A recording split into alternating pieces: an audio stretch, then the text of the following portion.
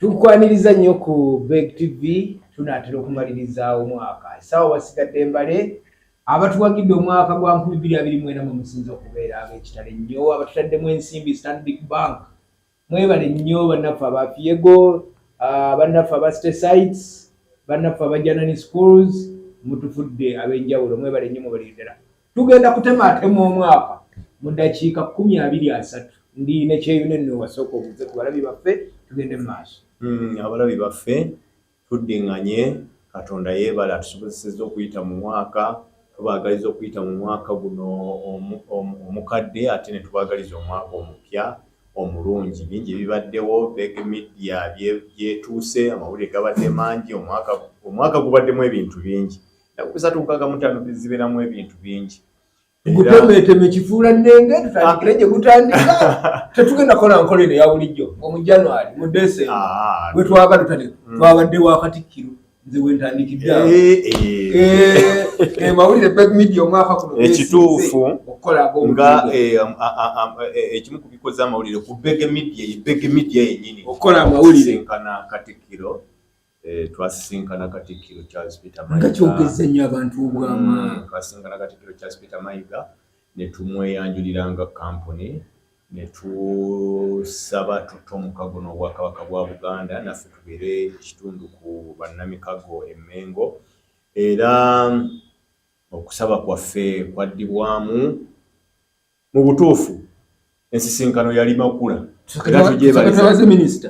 Tugyebaliza Katonda mu ngeri eyo tetuyinza buteebaza minisita Kitooke Israel Kitooke ow'ebyamawulire Ssebo minisita omwaka gwaffe wagukola ne twebaza ne Katikkiro yennyini omwaka gwaffe nga Beg Media kubanga ensisinkano eyo yali nsisinkano ya kisajja ekikulu, yali ensisinkano ya Namaddala. Twayogera mu bwesimbu buli kimu ekyavaayo kijja kutubalira ebibala. Era bye yatugambye okukola tujja bikola kubanga yatuwa amagezi gennyini ago ge twali twetaaga. Mu butuufu twagenda twasenera ddala ku nnyanja twasena ku nnyanja oluzi lusobola okukalira naye ennyanja yeetakalira era tumwebaza obudde bwe yabutuwera ddala obudde ne tunyumiza ddala emboozi yaffe era ne twogera ebintu bingi nnyo. Twagambye tugenda kukola kasavu kanyama. Amawulire agamu kugasinza okunsanyusa n'abantu abasinza okukola amawulire abataka tetuyinza butaboogerako abagenda. Nange siyinza kwawukana nnyo naawe mu butuufu sitole y'abataka tugijjukira bulungi. Yatambula nnyo kubanga tugigatte wamu n'eya Ssaabasajja okubanga yali ajjanjaba e Namibia kubanga ebigambo ebyali bibaddewo amawulire agali ageetoloolera mu okulwala kwa Kabaka ebimu ku ebyo byavaako abataka. So okugenda mu nsi eya Namibia oluvannyuma ne baswaza eggwanga kubanga ekitebe kya Namibia kyavayo ne kiwandiika ebbaluwa nga kigamba Kabaka yali tagenda obujjanjabi bwe bwali bugenda kukoma. Tukomawo wano ebigambo bya Kabaka bye yayogera ku matikkira gwe mu mwezi ogw'omusanvu ku nsonga y'abataka tetusobola kubyerabira. Namirembe ku Cathedral gye yayogerera ebigambo ebyo ebyafaayo ng'akyali mulabira era ne Kabaka abadde mulamu. So abadde akyawona naye sitore eyo yennyini okuba nti nno yambaamira amawulire okumala ebbanga neyogeza abantu bamu abataka gye beekola n'abantu ab'enjawulo byobakiswaliramu omwali ne bannabyabufuzi omwali ne bannabyabufuzi bangi bakiswaliramu ate era bakyaswadde kubanga tebeetondanga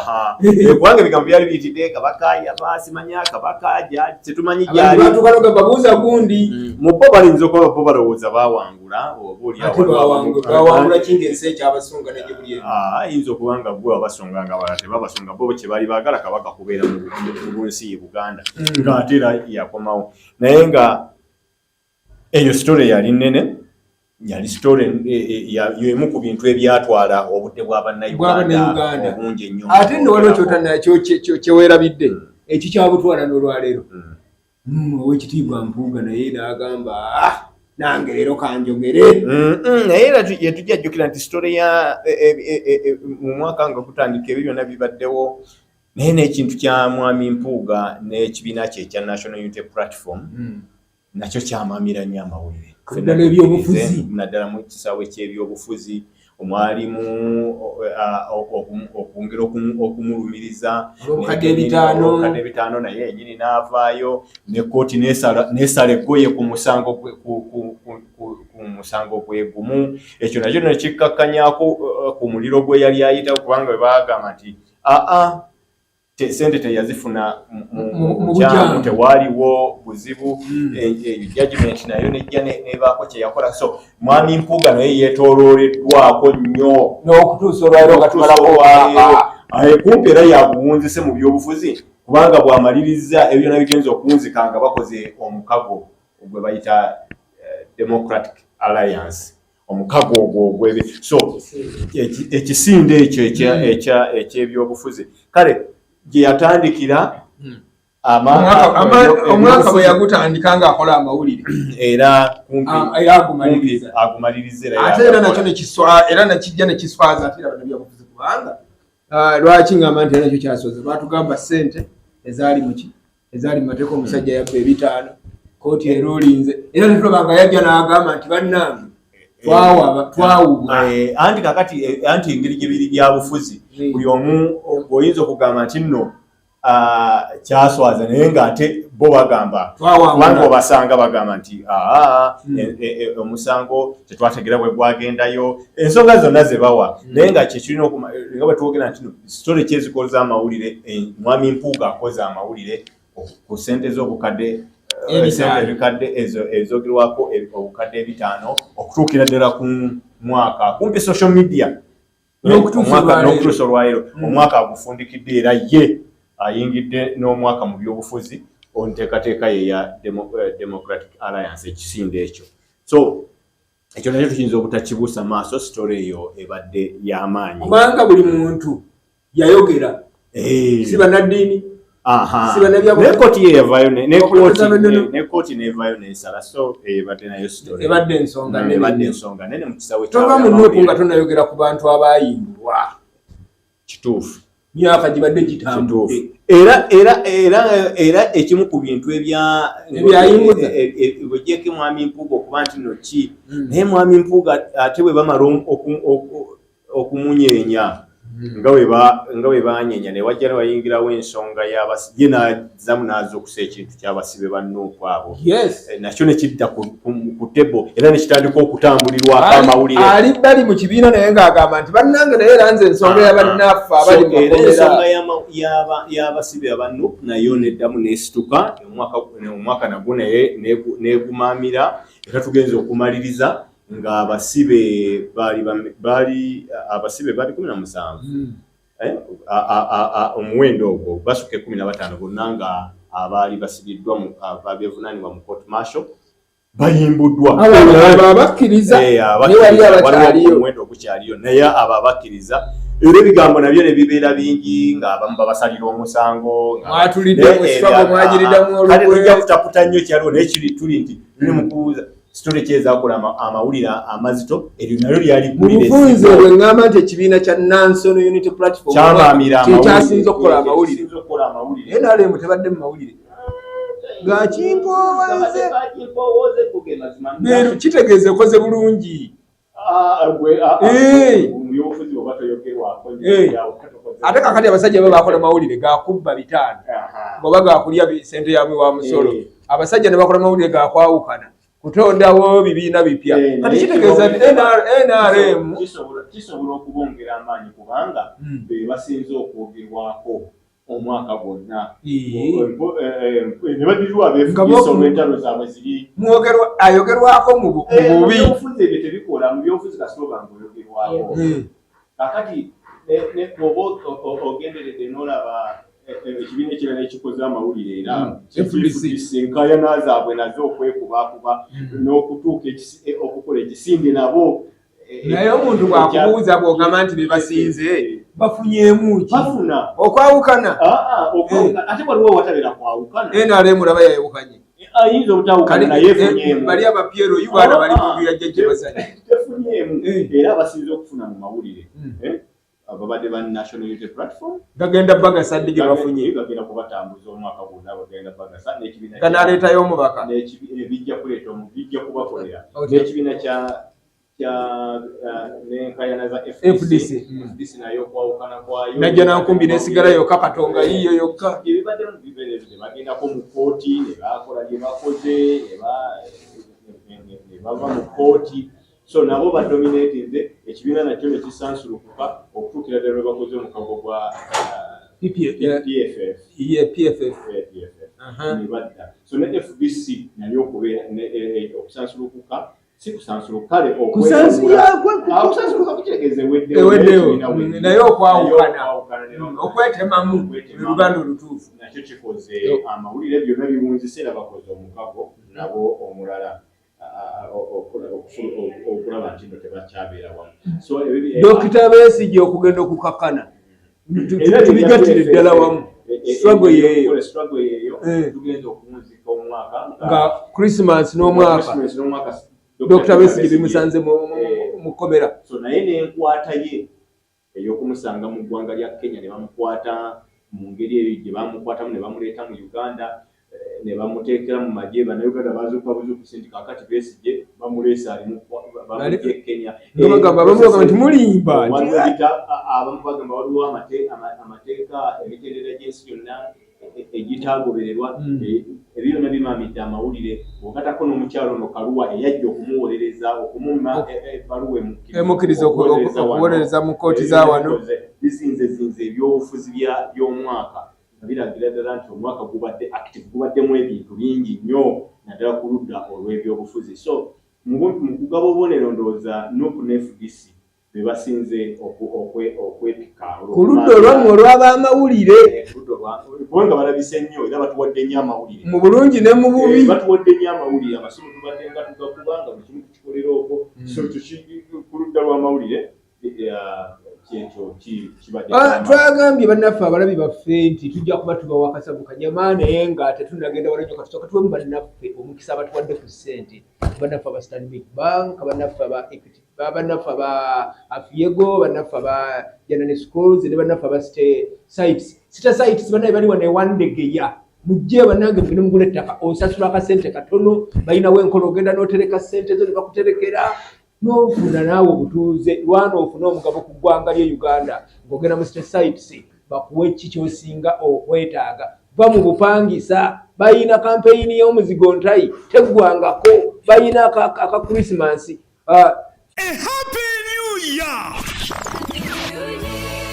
Nga tufundikira omwaka guno City Sites Limited mukusobozesa okutuuka ku kirooto kyo ekwanjulira omuzigo ntayi plus mu muzigo ntayi plus buli kakadde k'osevinga okufuna ettaka kakuwa amagoba ga mitwalo 24 gy'emitwalo 2 buli mwezi ate gwe akyasigalidde mu nteekateeka yaffe y'okusiga ensimbi emanyiddwa nga FBI kakuumenga kayonjo omukisa gukyaliwo anti buli mugabo gw'obukadde 2 gukuwa amagoba ga mitwalo 4 mu myezi 6 n'omukisa ogw'okwewangulira ekyapa ky'ettaka ng'ennaku z'omwezi 3 Desemba tugenda okukuba akalulu munnamukisa yewangulira ekyapa ky'ettaka ate gwayagala okumulako omwaka ne poloti City Sites Limited ekusaliddeko ku bukadde 2.5 zokka jangu weefunire poloti okumanya ebisingawo kuba ku noti 7 noti 4 6 oba noti 7 9 ne noti 7 oba tuvuddeyo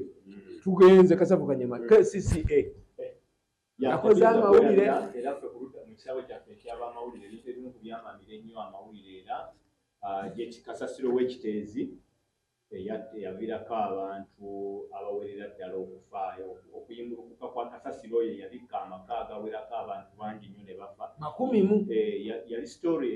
ya nnaku nnyo twali kusalirwa tetulyerabira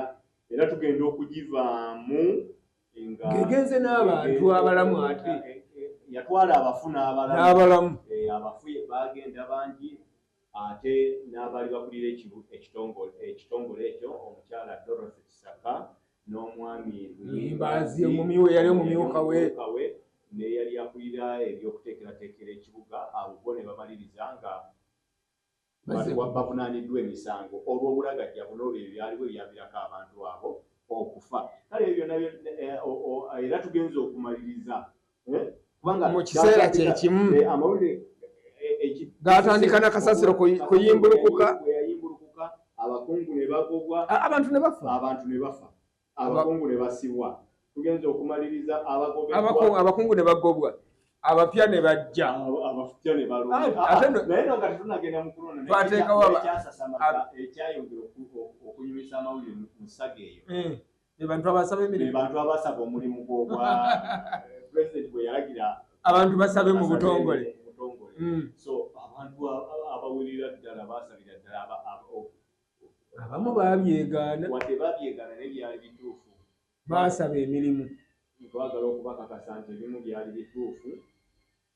So kakati si kipya nnyo basaba emirimu kituufu, naye nga n'amannya agasaba ge gasinga okutiisa bajjukizeeko abantu nti abamu babyegaana. Naye kale olukalala olwo we lwafuluma lwaleeta abantu bangi nnyo, ensi n'egamba nga bana emirimu bajjagala, ani ali seefu bwe kiba nga so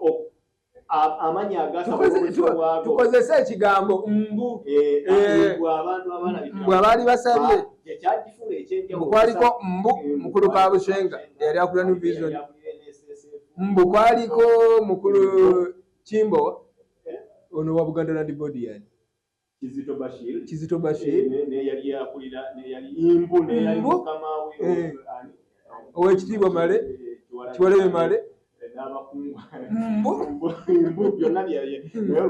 kubanga mbu babyegaana bagatebasaba olukala lulwo nalwo lwakuba nti lwakangamu lwaleeta ebintu. So ebyo byonna byakola amawulire ebimaliriza nga baleesa abakungu abalala abagenda omwaka we gunaggwerako omwaka gwenda kutandika nga KCCA erina obukulembeze obulala. Ebyo nabyo byakola nnyo oluganda lwaffe olw'amawulire nga tukolera nnyo. Tunaatera okumaliriza ebikulu ebibadde ennyo mu mwaka nga tetunayogera ku bantu basinze tukolera amawulire omwaka. Bamaama oba abakyala omwaka guno basiibuuse nnyo. Ebikolwa bya domestic violence n'abaana child abuse nabyo bibadde bingi. Maama n'aliisa omwana pupu. Amawulire agalimu omukyala okuliisa omwana pupu kyali kintu kyatuswaza nnyo ng'eggwanga bwe gaba amawulire bwe gasala twakiwandika. Ate bwe gagenda mu mutimbagano gasigala. Kyaswaza eggwanga. Omukyala yasembye okulabikira mu katambi atulugunya omwana, omukyala omulala yaliisa era omwana pupu waneekazo. Ebikolwa ebyo byonna bituswazizza. Gabadde mawulire ku ludda olwaffe tukoze mawulire naye ng'agamu gabadde gaswaza, nago tegabadde mawulire, gabadde nnyo ku mimwa gya bannayuganda era bagalabye nnyo. Ebyo byonna tulowooza nti bibadde mu omwaka bwe gutyo bwe gubeera gubeeramu ebirungi n'ebibi, tetusobola gaa nti omwaka gusobola kubeeramu birungi. Mmwe ab'amawulire temuba na mabi. Ffe kasita tuba nga tuwandiika tekibeera bubi. Akatalekeka toyinza kwerabira mwami Kibalizi okulondebwa kwa pulezidenti wa Uganda Law Society mwami Semakadde. Ako mbadde nkabuuse wadde yakyusizza ebintu naye ndowooza tewaliimu kintu kikyusizza ndabika ya kifaananyi kya Uganda Law Society nga kyakulondebwa kwa ekibiina ekigatta bannamateeka yakiwadde maanyi oba yakubye nnyo emmeeza nga bwe ye bwakiyita yakubye nnyo emmeeza n'azukusa ebintu bingi. Kati nze ndabira ddala nga bannamateeka batandise okutulaga lwaki ekitongole ekyo weekiri baloopa guno omusango bajjayo guno bawakanya kano akawaayiro bakola kino bayimiriza kuno okulonda bali active. Ekyo kinafuya pulezidenti oba kimwongera kuba w'amaanyi n'ekibiina tubaddewo nga Uganda Law Society engeri mu ssemateeka weeri naye ng'okuzulira ddala emirimu gyakyo okujjako okuvayo ne bawa statement. Kati nabalaba nga bawandiika statement ku buwumbi 5 obuwumbi bukadde 5 bwe bagamba obwaweebwa mwami Nkuuka era nti bwaweebwa mu bukyamu bikoze okujjako ebintu ebyo bwe bityo bibadde. Naye mwami Semakadde aleeseewo enkola nti vayibu kye bagiyita ennaku zino azookusa ebintu bye tutalowooza nti no be babe ne bwe badde tusuubira nti amulumba Ssaabalamuzi okulondebwakwe baligyesitula abantu bonna bajja n'alumba Attorney General abagobye ku lukiiko lwe bazemu kati batooze enwana eyo ebadde ennungi mu mawulire ekoze nga lwabongo ng'olabira ddala atadde obulamu atadde obulamu Ssemakulu agambye nti twogedde ku birala byonna naye tetuyinza ate butayogerayo ka mizannyo nakamu kubanga mwennyinaffe bamuttira e Kenya ate ne ttiimu y'eggwanga ya Cranes naye yayitamu negenda mu Africa Cup. Tuyinza kwerabira mu byemizannyo tetusobola kwerabira enjege eyo eya mwannyinaffe Cheptegei Rebecca eyattibwa muganzi gwe Kenya. Kyali kintu kibi nnyo kyatuswaza nnyo mbadde ndabako ne ku mawulire agakoze ebyemizannyo mu nsi yonna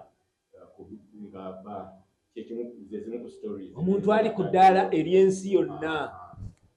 Omutusi waffe oyo yafiira mu bulagajjavu obwo.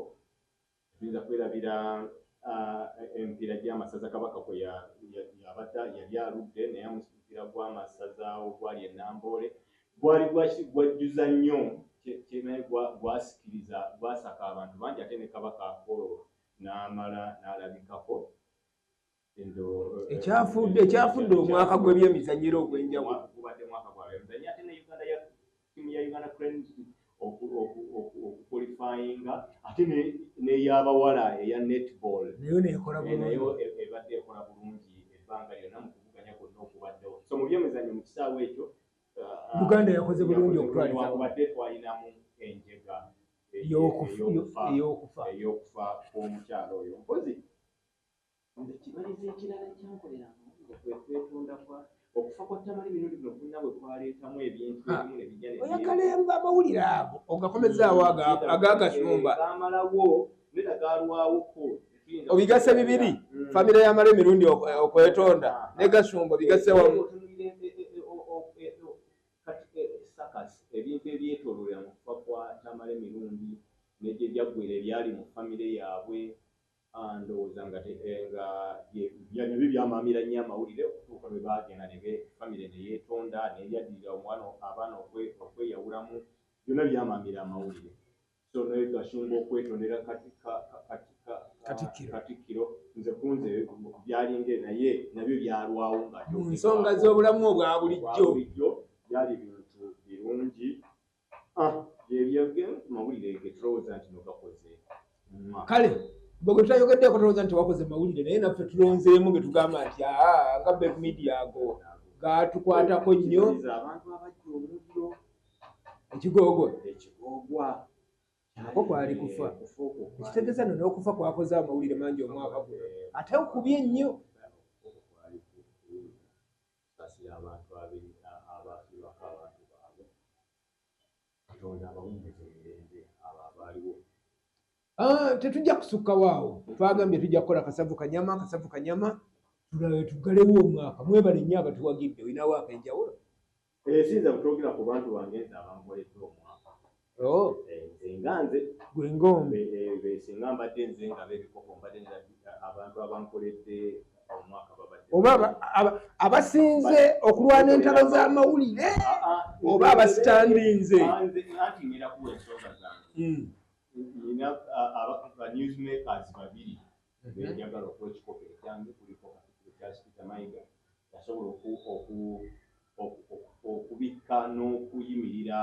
n'amaanyi gonna mu muyaga ogwakabaka nero twamusisinkana nakulira ng'omubuuza gubadde okikola otya eno ne baleeta kino ne kijja ne betulowooza nti awo amaanyi ago Katikkiro nze andaze obukulembeze okubira ddala mu ntandikwa y'omwaka paka gye tukomekereza ng'ayimirira ku kintu kimu era bwe twali tusisinkanyemu Katikkiro yo ku kabaka kaffe ab'Abamulire yatugamba twebaza Abamulire